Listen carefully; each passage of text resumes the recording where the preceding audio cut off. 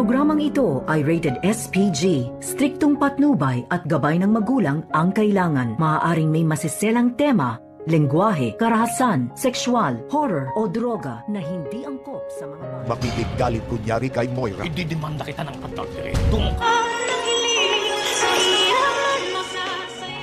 Narito na ang ating pagkatutukan mamaya sa abot kamay na pangarap. Magkukunwari na naman na makikigalit itong si Zoe dito kay Moira. Nang sa ganon, hindi mahalata itong si Moira ni Don Pepe na kinakampihan ng kanyang ina. At dito nga na ipapakita ni Zoe kay Moira ang DNA result na pinagawa nga dito ni Don Pepe. At ang gustong mangyari dito ni Zoe na aaminin ni Moira lahat-lahat ng kanyang pangluloko dito kay Don Pepe. At dito naman na alarma itong si Moira nang sabihin ni Don Pepe nakakasuhan daw niya itong si Moira ng adultery at sisiguraduhin na mabubulok itong si Moira sa kulungan at doon na ito maghihirap.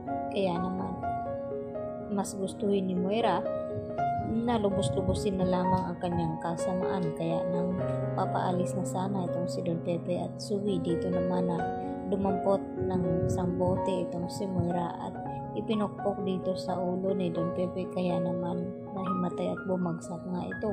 At nagulat naman itong si Zoe na kung bakit ginawa daw iyon ni Moira. At lalo pang kinabahan ang mga ito nang biglang nag-ring ang cellphone ni Don Pepe at napagtanto kung sino ang tumawag nito ay ito na ngang si Annalyn. At dito naman gagawa ng panibagong plano itong si Moira na i-set up nga itong si Annalyn. Subalit hindi ito magtatagumpay dahil kasama nga dito ni Annalyn itong si Regan.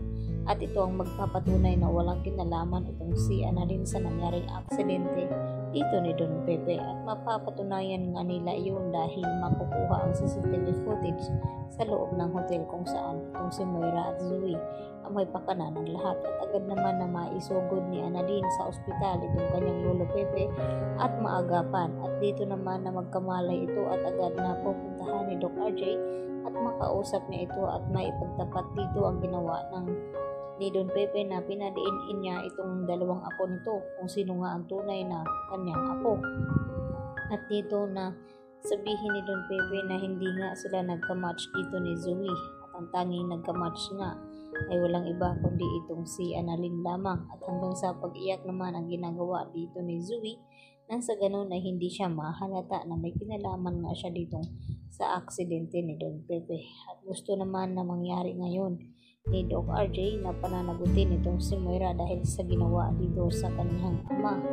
At ganoon din naman ang hangarin ni Giselle at gusto nitong pananagutin. Samantala nagulat naman itong si Lynette nang sabihin dito ni Dr. Andres na nagawa ngang imbitahan ng mga kaibigan ni Carlos doon sa bahay. At hindi totoo na sinabi ni Carlos na kusa nga nagpunta ang mga iyon dahil sinadya ni Carlos na papuntahin itong mga kaibigan. Sa ganun ay magpa-party-party sila doon sa bahay. At tila nagdududa na rin itong si Lynette sa mga ipinapakita at kilos dito ni Carlos sa kanya, lalo pa ngayon na gustong mangyari ni Carlos na mabigyan siya ng anak dito ni Lynette. At hindi naman nakakasigurado itong si Lynette dahil sa kanyang estado ngayon na tila matanda na at walang kasiguraduhan kung ito ba'y makakapagbigay ng anak dito kay Carlos. Nag-aalala naman itong sina Annalyn at Regan sa hindi nga pagsagot ni Don Pepe sa cellphone at hindi nga pumunta doon sa pinag-usapan na lugar kung saan ay mag-uusap nga itong si Don Pepe at Annalyn bago magtungo dito sa US. Kaya nagpasya itong si Annalyn na tawagan na naman itong kanyang lolo at nagulat naman itong si Annalyn nang walang sumagot sa kanyang tawag dahil may nangyari na palang hindi maganda dito nga sa kanyang lolo Pepe. Kaya agad napuntahan ito ang lugar kung saan may makakaalam sa nangyari sa aksidente nito ni Don Pepe at agad nilang maisalba ang buhay nito. Ang sa ganon, makakalabas pa rin at malaman ang buong katotohanan sa kanyang nangyaring aksidente. Yan ang ating pagkatutukan maya-maya ng konti. Dito lamang yan sa abot kamay na pangarap.